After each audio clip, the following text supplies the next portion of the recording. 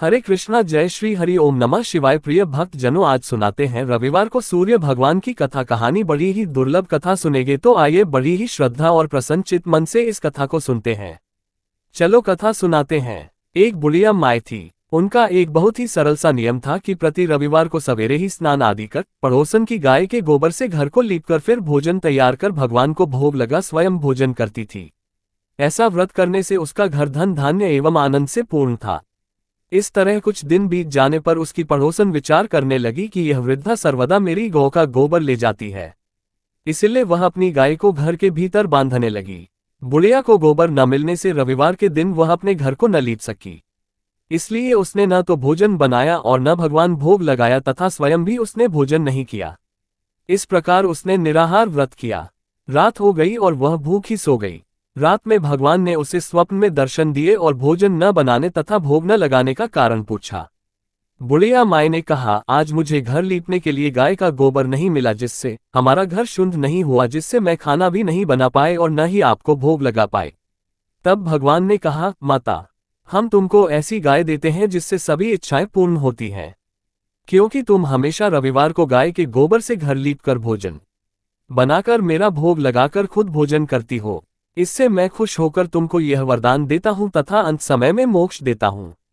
स्वप्न में ऐसा वरदान में देकर भगवान अंतर्ध्यान हो गए और जब वृद्धा की आंख खुली तो वह देखती है कि आंगन में एक अति सुंदर गाय और बछड़ा बंधे हुए हैं।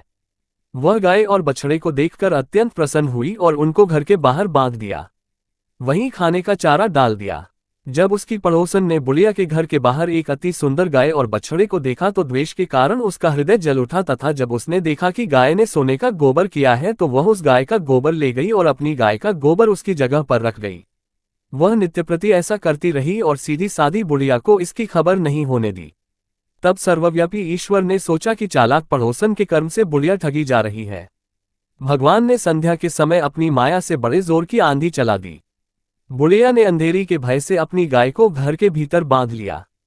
प्रातःकाल उठकर जब वृद्धा ने देखा कि गाय ने सोने का गोबर दिया है तो उसके आश्चर्य की सीमा न रही और वह प्रतिदिन गाय को घर के भीतर बांधने लगी। उधर पड़ोसन ने देखा कि बुढ़िया गऊ को घर के भीतर बांधने लगी है और उसका सोने का गोबर उठाने का दांव नहीं चलता, तो वही ईर्ष्या से जल उठी और कुछ उपाय न देख उसने उस देश के राजा की सभा में जाकर कहा, महाराज, मेरे पड़ोस में एक वृद्धा के पास ऐसी गाय है जो आप जैसे राजाओं के ही योग्य है। वह रोज सोने का गोबर देती है। आप उस सोने से प्रजा का पालन कीजिए। वह वृद्धा इतने सोने का क्या करेगी? राजा ने यह बात सुन अपने दूतों को वृद्धा के घर से गाय लाने की आज्ञा दी। वृद्धा प्रातः ईश्वर का भोग लगा भोजन ग्रहण करने ही जा रही थी कि राजा के कर्मचारी गाय खोलकर ले गए। वृद्धा काफी रोई चिल्लाई, किंतु कर्मचारियों के समक्ष कोई क्या कहता। उस दिन वृद्धा गाय के वियोग में भोजन न खा सकी और रात भर रो रोकर ईश्वर से गाय को पुनः पाने के लिए प्रार्थना करती रही। उधर राजा गाय को देखकर बहुत प्रसन्न हुआ, लेकिन सुबह जैसे ही वह उठा सारा महल गोबर से भरा दिखाई देने लगा। राजा ये देखकर घबरा गया। भगवान ने रात में राजा से स्वप्न में कहा, राजा, गाय वृद्धा को लौटाने में ही तेरा भला है। उसके रविवार के व्रत से प्रसन्न होकर मैंने उसे गाय दी थी। प्रातः होते ही राजा ने वृद्धा को बुलाकर बहुत से धन के साथ सम्मान सहित गाय व बछड़ा लौटा दिए। उसकी पड़ोसन को बुलाकर उचित दंड दिया गया। इतना करने के बाद राजा के महल से गंदगी दूर हो गई। उसी दिन से राजा ने नगर निवासियों को आदेश दिया कि राज्य की तथा अपनी समस्त मनोकामनाओं की पूर्ति के लिए रविवार को व्रत करो। व्रत करने से नगर के लोग सुखी जीवन व्यतीत करने लगे। कोई भी बीमारी तथा प्रकृति का प्रकोप उस नगर पर नहीं होता था। सारी प्रजा सुख से रहने लगी। प्राचीन काल में एक राजा था और एक रानी थी। उनके पास सिपाही, घोड़े, दासियां, दास, धन दौलत सब कुछ था। सिर्फ उनकी संतान नहीं थी। इसी कारण वे दोनों राजा रानी बहुत दुखी रहते थे। संतान प्राप्ति के लिए उन्होंने हर तरह के दान, धर्म, धार्मिक अनुष्ठान, जप, मंत्र, पूजा पाठ आदि सब किया, लेकिन इससे उनका कोई फायदा नहीं हुआ। जब राजा और रानी वृद्ध होने लगे तो दोनों को बहुत ही चिंता हो गई। वे दोनों सोच में पड़ गए कि अब हमारे इतने बड़े राज्य का क्या होगा? कौन बनेगा इस राज्य का वारिस? कौन लेगा प्रजा की जिम्मेदारी? राजा और रानी दिन रात इसी चिंता में घुटने लगे। उन्हें खाने और पीने की भी सुध नहीं रहती थी। तो एक सुबह राजा के दरबार में एक साधु आता है तो दासी रानी को इत्तला करती है। तब वह दासी से कहती है, यह मेरा अंतिम दान धर्म है। इसके बाद मैं अपने हाथों से कोई दान धर्म नहीं करूंगी। रानी चावल भरा छाछ हाथ में लेकर बाहर आती है और साधु की झोली में भिक्षा डालने आगे बढ़ती है तो उसके चेहरे पर छाई उद्विग्नता साधु की दृष्टि में आती है। वह उससे पूछता है कि रानी साहिबा आपको क्या हुआ है, आपको क्यों इतनी उदासी हो गई है। तब रानी साधु को सारी हकीकत बताती है और सिसकने लगती है। उस पर वह साधु कुछ पल गंभीर हो जाता है और कहता है कि चिंता मत करो रानी साहिबा, आपकी संतान की इच्छा पूरी हो जाएगी। आपकी कोख से एक पुत्र का जन्म होगा, मात्र वह 14 साल तक ही आप लोगों को मिलेगा। इसके आगे वह जीवित नहीं रह पाएगा। इससे बढ़कर आपको कुछ देना मेरे लिए संभव नहीं है। अपनी बात पूरी करते उसने अपनी झोली में हाथ डाला। झोली में हाथ डालकर थोड़ी सी भूत निकालकर उसने रानी को दी और कहा, आप और महाराज दोनों इसे बांटकर ग्रहण कर लेना, तुम्हें जल्द ही पुत्र की प्राप्ति होगी। और वह साधु अपनी राह को चला गया। उसके जाने के बाद रानी सोचने लगी कि 14 साल तो 14 साल ही सही, उतने समय के लिए हमें पुत्र तो मिलेगा, यही काफी है। उतने साल तक मैं उसे जी जान से बड़ा करूंगी, उसे ढेर सारा प्यार और दुलार करूंगी, अपनी संतान की मुराद पूरी करूंगी। उस रात अपना सारा राजगास खत्म करके राजा जब रानी के महल में गए तो रानी ने राजा को सारी बात बता दी और साधु की दी हुई भूत राजा को दिखाकर बोली कि साधु महाराज ने ये भूत हम दोनों को ग्रहण करने के लिए दी है। राजा बोले, इतना दान और धर्म किया, जप और तप किया, उसका कोई फल नहीं मिला। अब इस भूत से हमें क्या संतान प्राप्त होगी। उस पर रानी बोली, जब इतना सब कुछ कर लिया तो अब ये भी सही क्यों हम उस साधु के क्रोध को बुलावा दें। राजा को अब किसी बात पर विश्वास नहीं था, पर रानी को दुख ना पहुंचे इसलिए वह राजी हो गया और राजा रानी दोनों नहाते धोते हैं। फिर अपने भगवान का नाम का स्मरण करते हैं, अपने पुरखों को स्मरण करते हैं और उस साधु महाराज का नाम स्मरण करके वह भूत बांटकर दोनों खाते हैं। उसके बाद दोनों निश्चित होकर सो जाते हैं। तो कुछ दिन गुजर जाते हैं और साधु द्वारा कहे अनुसार रानी गर्भवती हो जाती है। उस पर राजा और रानी दोनों की खुशी गगन में नहीं समाती। राजा रानी से बोलते हैं, महारानी सचमुच साधु महाराज की कृपा हो गई। तो 9 महीने बाद रानी ने एक सुंदर पुत्र को जन्म दिया। राजा ने बड़ी धूमधाम से पुत्र का नामकरण किया। सारे राज्य में 8 दिन तक अंश तर्पण रखा, उत्सव मनाया गया। आप पुत्र की कुंडली देखने के लिए राज्य के सबसे विद्वान पंडित जी को बुलाया गया। जो कुंडली देखकर पंडित जी बड़े चिंतित हो गए, कहने लगे, महाराज हमारा राजपुत्र सिर्फ 14 साल तक हमारे पास रहेगा। राजा को इस बात की भनक तो थी ही, रानी को भी साधु महाराज की बात याद थी। दोनों चुप रह जाते हैं। उसके बाद राजा और रानी बड़े प्यार से बेटे की परवरिश करते हैं, उसकी हर ख्वाहिश पूरी करते हैं और थोड़े समय के लिए ही सही भगवान ने संतान की अपनी मुराद पूरी कर ली। इससे वे समाधान मानते हैं। राजपुत्र दिन प्रतिदिन बड़ा होता है। जब वह 7 साल का हो जाता है तो राजा एक अच्छे गुरु की नियुक्ति करके उसे पढ़ाई लिखाई, घुड़सवारी आदि 12 विद्याओं का शिक्षण देते हैं। जब वह सब शास्त्र विद्या में पारंगत हो जाता है और 12 साल की उम्र का हो जाता है तब एक अच्छी सी राजकन्या खोजकर उसकी शादी करा देते हैं। तो 2 और साल बीत जाते हैं। बेटा 14 साल का हो जाता है। एक दिन राजपुत्र राजा से बोलता है, पिताजी मैं अपना सारा राज्य घूमकर देखना चाहता हूँ। आज तक मैंने सिर्फ इस रजवाड़े के अतिरिक्त कुछ देखा नहीं है। बेटे की बात सुनकर राजा चिंतित हो जाते हैं क्योंकि पुत्र को 14वां साल शुरू हुआ ही था। अब कोई अनहोनी होने का वक्त नजदीक आ पहुंचा था, लेकिन राजा ये सब बातें पुत्र को बता नहीं सकता था। राजा अपने चेहरे पर खुशी लाकर बेटे से कहता है कि हाँ जरूर जाओ बेटा, तुम्हें अपना सारा राज्य घूमकर देखना चाहिए। कहाँ क्या है ये सब जानना चाहिए। कल मेरे बाद तुम ही को तो राजा बनना है। मात्र एक बात का ध्यान रखें, तुम जहाँ जा रहे हो, क्या कर रहे हो, ये बात अपनी पत्नी को नहीं बताना। पुत्र कहता है, ठीक है पिताजी, आपने जो कहा है मैं वैसा ही करूंगा। राजपुत्र दिन भर अपनी पत्नी के साथ रहता है, खुशियां मनाता है और रात को 12 बजे वह उठकर बाहर चला जाता है। फिर सुबह होने से पहले वापस अपने महल में आकर सो जाता है। ऐसा बहुत दिनों तक चलता रहा और पुत्र का 14वां साल खत्म होने में कुछ ही दिन बाकी रहे थे। इतने में उसकी पत्नी यानी छोटी रानी रात में जाग जाती है। वह देखती है कि बिस्तर पर राजपुत्र नहीं है। वह महल में सब जगह देखती है तो राजपुत्र कहीं भी नजर नहीं आते तो वह क्या करती, किससे कहती? वह चुपचाप रहती है। फिर वह सुबह होने पर देखती है कि उसका पति अपनी जगह सोया हुआ है। वह पति से कुछ नहीं पूछती है, लेकिन दूसरी रात भी जब वैसा ही होता है, तीसरी और चौथी रात और कुछ दिनों तक ऐसा ही चलता रहता है। तब रानी बहुत ही चिंतित हो जाती है। उसके मन में ढेर सारे सवाल उठते हैं लेकिन उसे पूछने में डर लगता है। शायद पति गुस्सा कर बैठे। सास ससुर से पूछने के बारे में सोचा तो उसकी कुल मर्यादा बीच में आ जाती थी। तो इस तरह वह मन ही मन घुटती रहती थी। इस हालत में उसे खाने पीने में दिलचस्पी नहीं होती थी। वह दुबली पतली हो जाती है। तो उस राज्य में फूल बेचने वाली एक बूढ़ी मालिन थी। वह हमेशा छोटी रानी को फूल देने उसके महल में आती थी। उस बुढ़िया का ध्यान छोटी रानी पर पड़ जाता है। वह उससे पूछती है, बेटी तुम्हें किस बात का दुख है? तुम इस तरह सूख कर कांटा क्यों बनी हो? उस पर रानी कहती है, क्या बताऊं तुम्हें अम्मा, तुम्हारा राजपुत्र हर रात्रि को बाहर चला जाता है और सुबह वापस लौट कर आ जाता है। वह कहाँ जाता है, क्या करता है, ये सोच सोच कर मैं अन्न जल ग्रहण नहीं कर पाती हूँ और सूख सूख कर इस तरह कांटा बन रही हूँ। बुढ़िया सब बात सुनकर उसे एक उपाय बताती है कि बेटा ऐसा करना, आज रात को तुम सोना मत। उसके पीछे जाकर देखना कि वह कहाँ जाता है, क्या करता है और उसकी अच्छी तरह से पहरेदारी करना। तो छोटी रानी बोली कि अगर मुझे नींद आ गई तो बुढ़िया बोली कि तुम्हें नींद ना आए इसलिए एक काम करना, अपने बाएं हाथ की उंगली में एक जख्म कर देना, उस पर थोड़ी सी मिर्ची छिड़कना, उससे तुम्हें बड़ी जलन होगी और उस पीड़ा से तुम्हें रात भर नींद नहीं आएगी। रानी बुढ़िया के कहे अनुसार वही करती है। उंगली की जलन से उसे बड़ी देर तक नींद नहीं आती, लेकिन बाद में वह सो जाती है। दूसरे दिन सुबह बुढ़िया फूल लेकर उसके महल में पहुंचती है और पूछती है, क्या हुआ बेटी, क्या तुम देख पाए कि पति कहाँ जाता है? रानी कहती है, नहीं अम्मा, पहले कुछ समय जलन के कारण मुझे नींद नहीं आई, पर कुछ देर के पश्चात मैं सो गई।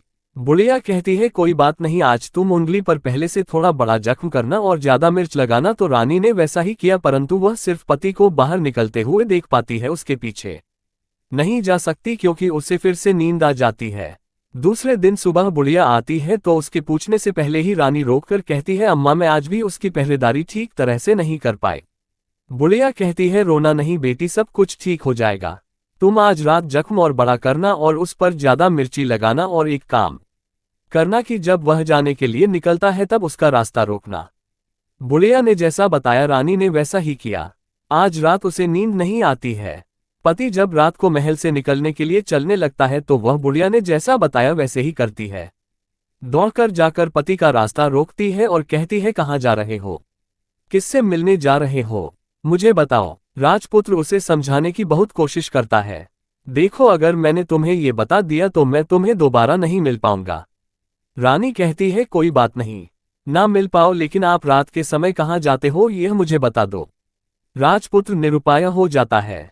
पत्नी की जिद के आगे उसकी एक नहीं चल पाती। ठीक उसी समय उसका 14वां साल खत्म हो रहा होता है। 15वां साल लगने वाला होता है। जो होता है वह हो जाने दो, ये सोचता है और कुछ चावल मंत्रों से सिद्ध करके पत्नी को देकर कहता है कि इन चावल के दानों को हाथ की मुट्ठी में पकड़ना। पहले दाएं हाथ में पकड़े चावल मेरे ऊपर फेंकना, मैं कौन हूं तुम्हें पता चल जाएगा। बाद में बाएं हाथ में पकड़े चावल मेरे ऊपर फेंकना, मैं जैसा था तुम्हें मिल जाऊंगा। लेकिन यदि तुम बाएं हाथ के चावल मेरे ऊपर फेंकना भूल गई तो मैं तुम्हें कभी नहीं मिल पाऊंगा। रानी ने कहा, नहीं भूलूंगी। रानी बड़े आत्मविश्वास के साथ यह कहकर दाएं हाथ में पकड़े चावल पति के ऊपर फेंक देती है तो राजपुत्र एकदम एक विशाल घोड़ा बन जाता है। एकदम उम्दा सफेद गर्दन पर लंबी अयार देखते देखते वह तेजी से दौड़ने लगता है। रानी उस घोड़े को एकदम भौचक्की होकर देखने लगती है और पति ने बाएं हाथ के चावल फेंकने की जो बात कही थी वह भूल जाती है। उसकी आंखों के सामने घोड़ा महल से बाहर निकलकर चला जाता है। घोड़ा जो महल से बाहर जाता है तो वापस नहीं आता। अब रानी को बड़ा पश्चाताप हुआ। वह स्वयं को कोसने लगती है, लेकिन अब उसका कोई फायदा नहीं होने वाला था। राजपुत्र अब वापस नहीं आने वाला था। सुबह होते ही महाराजा को सब बात पता चली। उन्हें बहुत दुख होता है। वे बिस्तर पकड़ते हैं और राह देखते हैं कि एक दिन उनका बेटा वापस आ जाए। इस तरह 1 महीना गुजरता है, 3 महीने गुजरते हैं, आखिर 6 महीने पूरे हो जाते हैं। राजपुत्र का कोई अता पता नहीं चलता। प्रधान राजपुत्र को ढूंढने के लिए राज्य के गांव-गांव सिपाही भेजता है, लेकिन उन्हें कोई सफलता नहीं मिलती। इधर रानी अपनी हट के कारण पति गायब हो गया है, ये सोचकर स्वयं को मन ही मन कोसती है और प्रण लेती है कि कुछ भी करके पति को ढूंढ कर लाएगी और उसे वापस घर लेकर आएगी। एक दिन सुबह उठकर सासुर के महल में जाती है और कहती है कि मैं अपने पति की खोज में जा रही हूँ। महाराजा को और क्या चाहिए था, कुछ भी करके उनका बेटा उन्हें वापस मिलने चाहिए था। वे बहू को जाने की अनुमति देकर कहने लगे, बेटी तुम्हें जो चाहे वह करो, जहां जाना है वहां जाओ, लेकिन हमारे बेटे को वापस लेकर आओ। अब रानी अपना शाही भेष बदलकर एक सेठानी बन जाती है। कुछ दासियों को, कुछ नौकरों को साथ ले लेती है, कुछ सामान साथ ले लेती है और राज्य की सीमा पर जाकर वहां एक भोजनालय खोल देती है। वहां आने वाले सब यात्रियों को खाना मुफ्त में देने लगती है। मात्र एक शर्त रखी कि खाने वाले को उसकी देखी हुई कोई अजीब चीज उसकी मालकिन को यानी राजकन्या को बतानी पड़ेगी, तो वहां आने वाला हर नागरिक अपनी तरफ से मैंने ये देखा, मैंने वह देखा कहकर वहां से मुफ्त खाना खाकर जाता था। परंतु रानी को जो बात चाहिए थी वह अब तक नहीं मिली थी। ऐसे ही कुछ दिन बीत गए तो रानी के महल में फूल लेकर जाने वाली बुढ़िया के एक बेटा और बहू थे। उनका एक छोटा बेटा था, यानी बुढ़िया का एक पोता था। तो बेटा और बहू सुबह काम के लिए निकलते थे तो पोते को संभालने की जिम्मेदारी बुढ़िया पर रहती थी। दिन भर पोते को संभालती थी। एक दिन बुढ़िया को पान खाने की आदत थी, तो पान लगाने के लिए चूना चाहिए था। वह उसे तैयार करने के लिए सीपिये लेकर आए। इन सीपियों को भूनने के लिए गोबर के कंडे चाहिए थे। कंडे इकट्ठा करने के लिए वह बांस की टोकरी लेकर चरवाहे के मैदान में गई। वहां बहुत सारे कंडे थे। उन्हें जमा करते करते उसे घर आने में अंधेरा हो गया। इस ओर शाम होते ही काम से वापस आकर बेटा और बहू घर पहुंचे तो देखा कि बच्चा घर पर अकेला है और रो रहा है। वे दोनों गुस्से से लाल पीले हो गए। इतने में बुढ़िया घर आ पहुंची। बेटे ने पूछा, पोते को घर अकेला छोड़कर कहाँ गई थी? बुढ़िया बताने लगी कि मैं गोबर के कंडे इकट्ठा करने गई थी। इस पर बेटा बोला, दोबारा बच्ची को अकेला घर पर छोड़कर यदि कहीं गई तो मैं तुम्हें बहुत पीटूंगा। बुढ़िया कहने लगी, नहीं बेटा, फिर कभी ऐसा नहीं करूंगी। लेकिन दूसरे ही दिन बुढ़िया वह बात भूल गई और फिर चरवाहे के मैदान पर कंडे इकट्ठा करने चली गई। शाम को जब बेटा और बहू काम से वापस लौटे तो देखा कि बच्चा घर पर अकेला है और रो रहा है। अब उसके बेटे की सहनशक्ति खत्म होने लगी और बुढ़िया के वापस आने पर उसे घर से निकाल दिया। बुढ़िया रात भर घर के बाहर अंधेरे में बैठी रही और सुबह होते ही हाथ में टोकरी लेकर कंडे इकट्ठा करने के लिए निकल गई। उस दिन उस पर कंडे इकट्ठा करने का मानो पागलपन सवार हो गया था।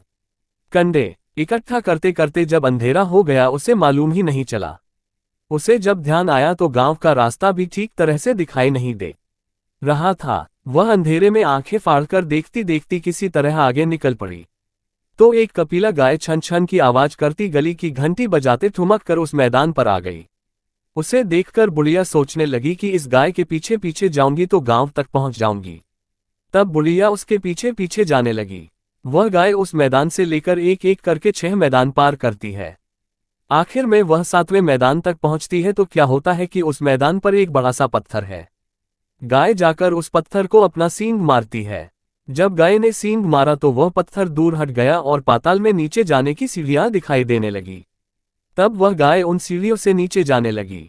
बुढ़िया वह सब देख रही थी और झट से जाके गाय की पूंछ को पकड़ लिया। वह गाय के साथ नीचे पाताल में पहुंच गई और तुरंत ही गाय की पूंछ छोड़ दी और इधर उधर देखने लगी। उसने देखा कि वहां दीप और दिए जलते हैं और तेज रोशनी गाय के ऊपर पड़ती है और वहां अद्भुत घटनाएं घटने लगती है। गाय के नीचे जाते ही उसके गले में अपने आप साल पड़ गई और छमछम करके कोई दूध हाड़ी में गाय का दूध दुगने लगा। लेकिन जो भी कोई वह कर रहा है वह मात्र दिखाई नहीं दे रहा है। बुढ़िया बहुत घबरा गई, कहाँ आकर फंस गई ये सोचने लगी और यहाँ वहां छिपने के लिए जगह ढूंढने लगी, लेकिन उसे कहीं भी जगह नहीं मिली। हर जगह उजाला ही उजाला था। तो वह एक कोने में खड़ी हो गई और जो कुछ सामने हो रहा था उसे चुपचाप देखने लगी। उसने देखा कि वहां एक उम्दा सफेद घोड़ा और 2 कुंड थे। उसमें से एक कुंड में उस घोड़े ने छलांग लगाई और ऊपर आ गया और उस घोड़े को अब राजपुत्र का रूप प्राप्त हो गया। उसने दूसरे कुंड के पानी में स्नान किया। वहां रखे नए कपड़े पहने और नजदीक ही एक सुंदर पलंग था, उस पर आकर वह बैठ गया। उसके सामने अपने आप 5 पकवानों की थाली आ गई, दूध की एक प्याली भी आ गई, 5 सुपारी आ गई। उसके सामने एक दिया जलता रहा और राजपुत्र ने खाना खाया, पानी पिया, 5 सुपारी खाए और बिस्तर पर लेट जाने से पहले सूर्य देव का स्मरण करके सामने जलते हुए दिए से पूछा, हे दीपंकर, मेरे माता पिता क्या कर रहे हैं? दिया बताने लगा, बेटे के शोक में डूबे हैं। राज कौन संभाल रहा है? तो उसने बोला कि राज्य प्रधान संभालते हैं। उसने पूछा कि मेरी पत्नी क्या करती है? तो दिए ने बोला कि उसने चौराहे पर भोजनालय शुरू किया है और आते जाते लोगों से वह नई खबर के बारे में पूछती रहती है। दिए के यूं कहते ही राजपुत्र कहने लगा कि ठीक है। उसके बाद वह सो गया। बुढ़िया कोने में खड़ी हुई सब देख रही थी। ऐसी अद्भुत घटना उसने जिंदगी में पहली बार देखी थी। उसे अंदर ही अंदर चिलबुलाहट होने लगी।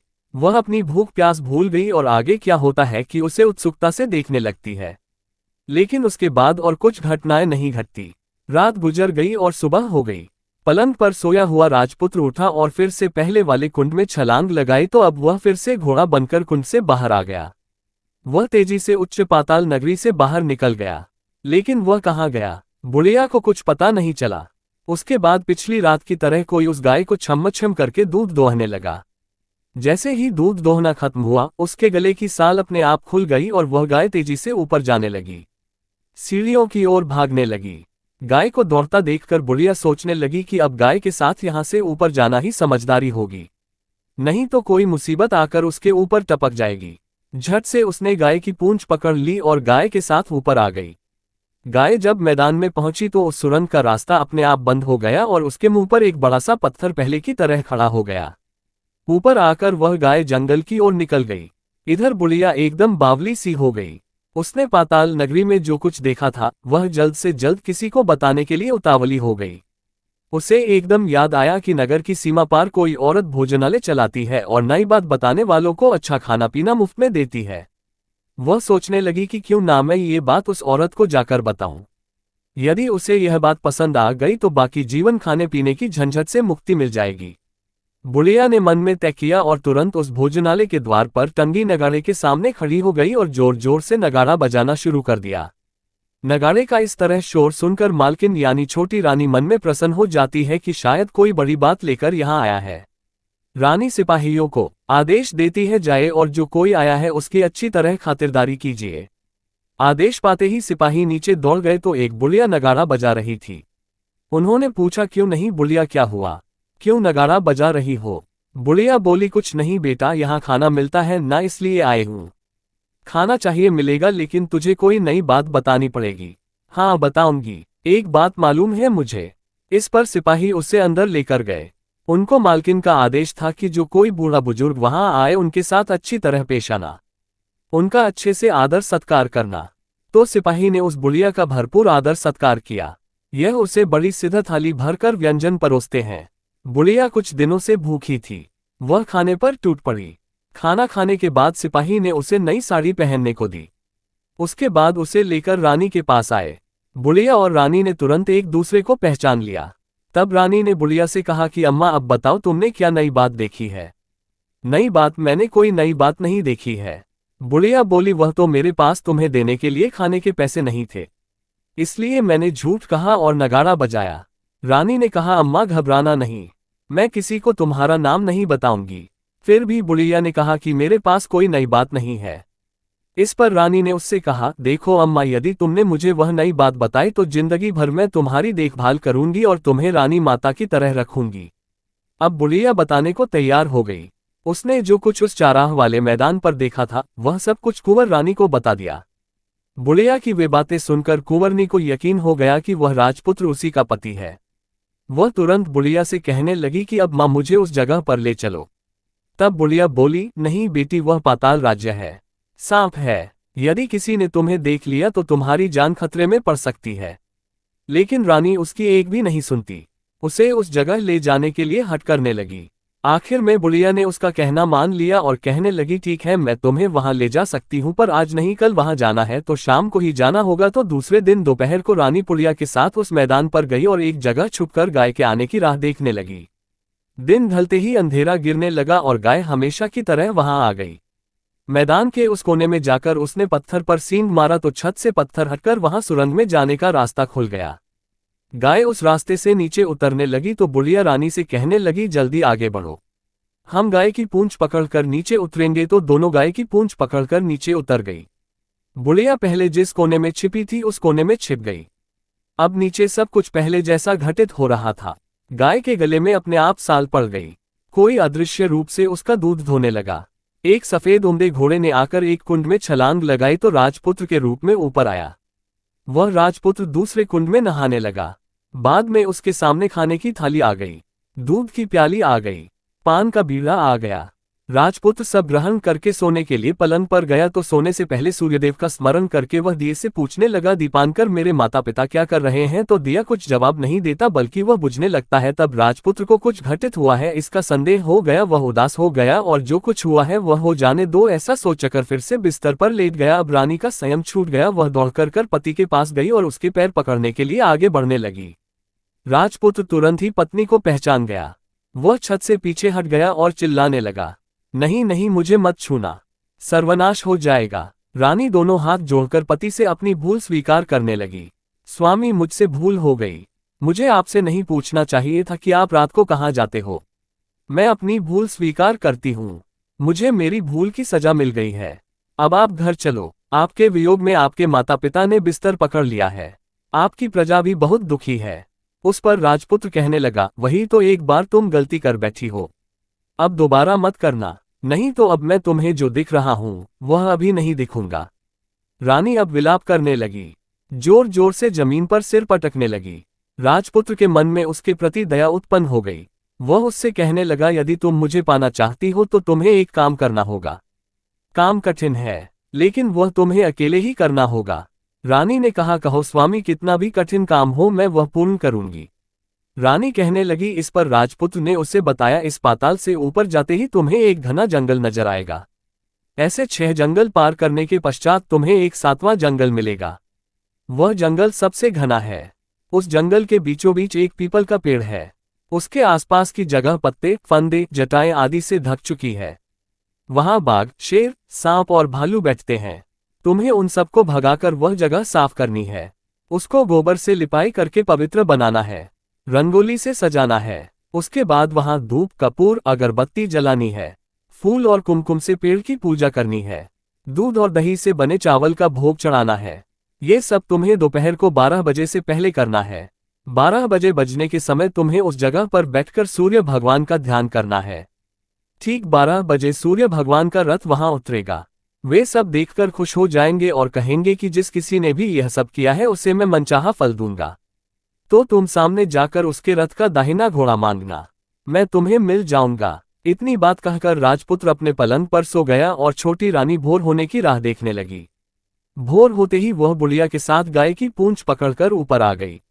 ऊपर आने के बाद वह बुढ़िया से कहने लगी, अम्मा अब मैं अकेले ही आगे जाऊंगी, तुम भोजनालय वापस चली जाओ। वह जंगल में जाकर राजपुत्र की बताई जगह ढूंढने लगी और स्वयं आरी से वह जगह साफ कर दी। बाद में राजपुत्र ने जैसे बताया वैसे ही लिपाई पोताई करके वापस आ गई। दूसरे दिन सुबह होने से पहले उठी और जंगल में उस जगह पहुंची। वहां जाकर इत्र और गुलाब का पानी छिड़क कर उस जगह सुगंधित धूप अगरबत्ती जलाकर उसे पवित्र किया और पूजा की सब सामग्री वहां तैयार कर सूर्य भगवान का ध्यान करके बैठ गई। जैसे कि पति ने बताया था कि दोपहर को ठीक 12 बजे सूर्य भगवान का रथ उस पीपल के पेड़ पर आकर रुका है। सूर्य भगवान ने जब रथ से नीचे देखा तो सुगंधित वातावरण देखकर वे बहुत प्रसन्न हो गए। फिर वे बोले, जिस किसी ने ये काम किया है वह यहाँ आकर आज मुझसे कुछ भी मांगे मैं उसे दे दूंगा। रानी ने जब ये शब्द सुने तो बिना समय गवाए दौड़कर उनके सामने आ गई और उनको साष्टांग नमस्कार करके बोली, भगवान वह मैं ही हूँ, मैंने ही यह जगह साफ की है। अच्छा तो तुम्हें जो चाहिए वह मांगो। भगवान मुझे आपके रथ का दाहिना घोड़ा चाहिए। सूर्य भगवान बोले, नहीं नहीं मैं तुम्हें और कुछ भी दे सकता हूं लेकिन ये घोड़ा नहीं दे सकता। मेरे रथ के 12 घोड़े हैं, तुम चाहो तो कोई और घोड़ा मांग लो लेकिन ये दाहिना घोड़ा नहीं, वह मैं तुम्हें नहीं दे सकता। छोटी रानी ने एक नहीं सुनी, वह सूर्यदेव से एक ही बात कह रही थी, वही दाहिना घोड़ा दे दीजिए, नहीं तो मैं आपके पैरों में गिरकर अपनी जान दे दूंगी। अब सूर्यदेव धर्म संकट में पड़ गए। उन्होंने वचन दे दिया था, अब अपने वचन से पलट भी तो नहीं सकते थे। ठीक है, दे दिया तुम्हें घोड़ा। सूर्यदेव ने कहा, फिर एक बात और भी कही, देखो मैंने तुम्हें घोड़ा तो दे दिया है लेकिन वह तुम्हें यहाँ नहीं मिलेगा, तुम्हें उसे पाताल में जाकर लाना होगा। रानी बोली, पाताल में ही क्यों भगवान, मैं उन्हें पाने के लिए कहीं भी जा सकती हूँ। रानी को वचन देकर सूर्यदेव अपने मार्ग को चले गए और इधर रानी जंगल से अपने भोजनालय में आ गई। फिर वह बुढ़िया को लेकर उस मैदान पर आ गई और जल्दी ही शाम हो गई। शाम होते ही वहां वह गाय आ गई और उसने सींग मारकर सुरंग का पत्थर हटाया और नीचे उतरने लगी। रानी और बुढ़िया जल्दी जल्दी उसकी पूंछ पकड़कर नीचे उतर गई। नीचे पाताल में सब घटनाएं पहले की तरह ही घटने लगी। घोड़े का एक कुंड में नहाकर राजपुत्र बन जाना, नहा धोकर पलंग पर जाकर बैठना तो उसे खाने की थाली, दूध की प्याली आना, पान का बीड़ा आना। लेकिन आज एक नई बात घटी। आज दो दो थाली, दो दो दूध की प्याली और दो दो पान के बीड़े उसके सामने आए। वह कुछ नहीं बोला। अपने हिस्से की थाली खाकर, दूध पीकर और पान का बीड़ा चबाकर वह सोने चला गया और हमेशा की तरह दिए से पूछने लगा, दिए दिए दीपनकर, मेरे माता पिता क्या करते हैं? दिए ने बताया, वे दोनों तुम्हारे शोक में मरने की स्थिति में पहुंच गए हैं। ऐसा झट से उसकी आंखों में आंसू टपकने लगे। फिर वह पूछने लगा, दिए दिए दीपनकर, मेरा राज्य कौन चला रहा है? तुम्हारा राज्य प्रधान चला रहा है और वह सब कुछ हड़प चुका है। वह प्रजा पर बहुत अत्याचार कर रहा है। ये सुनकर राजपुत्र को बहुत गुस्सा आया। वह गुस्से से अपनी मुट्ठी भेजने लगा। अब वह पूछने लगा, दिए दिए दीपनकर, मेरी पत्नी क्या कर रही है? अब दिया कुछ नहीं बोला और चुप रहा। अब रानी का संयम जवाब दे गया। वह दौड़कर पति के गले लग गई। अब मैं तुम्हें मिल गया। राजपुत्र कहने लगा, सच कहते हो, अब आप फिर से घोड़ा तो नहीं बनोगे ना? नहीं, दोबारा घोड़ा नहीं बनूंगा। तुमने जो इतने सारे कष्ट उठाए हैं मुझे पाने के लिए, इसलिए सूर्यदेव ने मुझे सदा के लिए घोड़े के जन्म से मुक्त कर दिया है। राजपुत्र ने बड़े प्यार से कहा और उसे गले लगाया। उसके आंसू पोंछे और कुछ देर के पश्चात सुबह हो गई तो गाय की श्रृंखला टूटकर वहू पर भूलोक जाने लगी। रानी, राजपुत्र और बुढ़िया उसकी पूंछ पकड़कर ऊपर आ गए। ऊपर आने पर वे सीधे भोजनालय में पहुंचे। वहां का सब सामान लोगों में बांट दिया और उसको ताला लगाकर अपने राज्य में लौट आए। राजपुत्र वापस आता है और उसके तेवर देखकर प्रधान घबरा जाता है। राजपुत्र ने उसे बंदी बनाकर कैदखाने में डाल दिया और राज्य की बागडोर अपने हाथ में ले ली। उसके बाद वह अपने माता पिता को मिलने उनके महल में गया। तब राजपुत्र क्या देखता है कि उसके माता पिता उसके शोक में अस्थि पंजर बने हुए हैं। पुत्र को वापस आया देखकर मरणासन राजा रानी की आंखों से टप टप आंसू बहने लगे।